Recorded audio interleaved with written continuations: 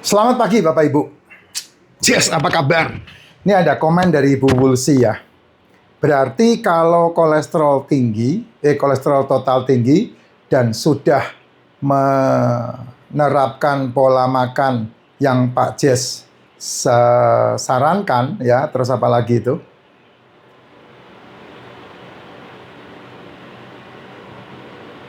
Yang penting trigliseridnya normal, Pak Jess. HDL-LDL-nya tidak bermasalah. Inti dari kehidupan yang harus kamu perjuangkan adalah kolesterol tinggi, gula darah rendah, itu modal umur panjang.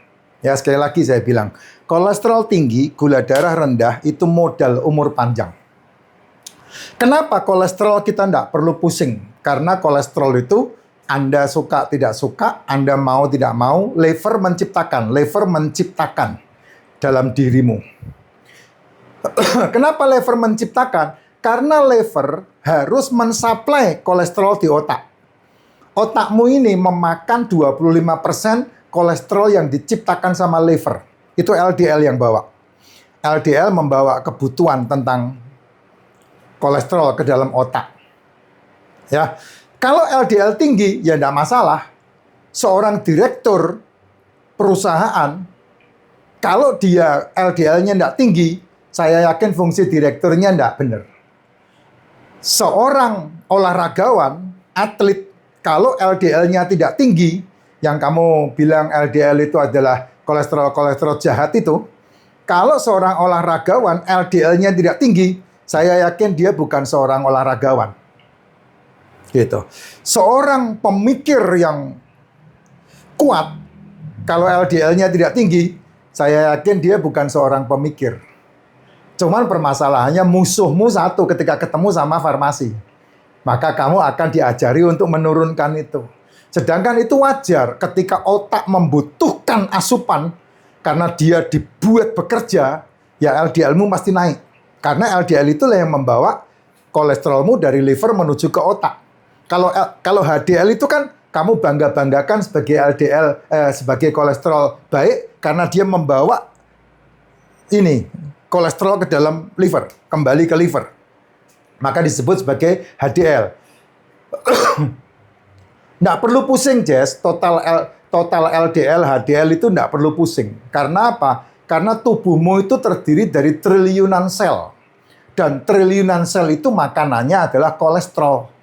Jadi tidak perlu dipusingkan. Yang perlu kamu kontrol, demikian juga dengan trigliserid.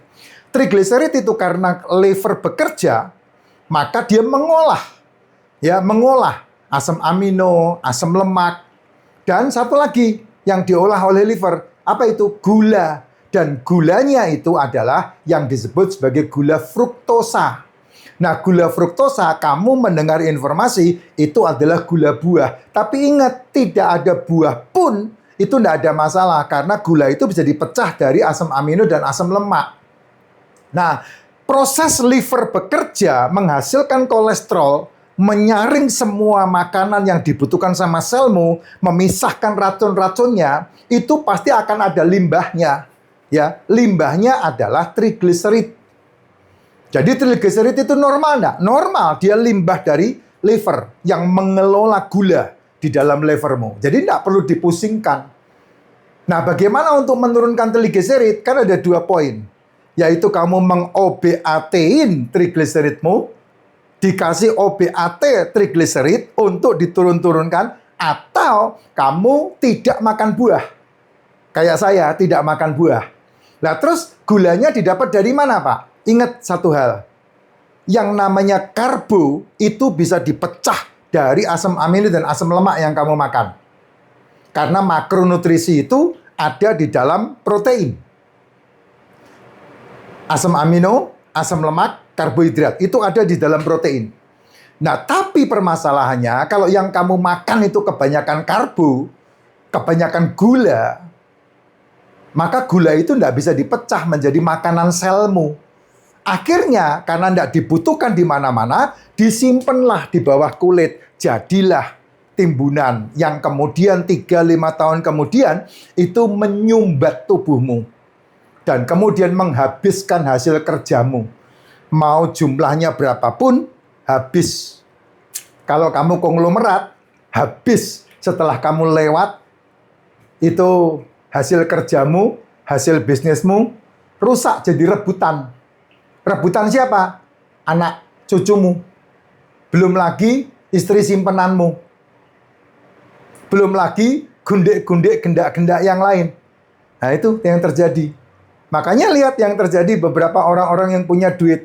Belum apa-apa, mayatnya belum kering saja, itu hartanya udah jadi rebutan. Nah, itu yang terjadi gitu. Itulah sebabnya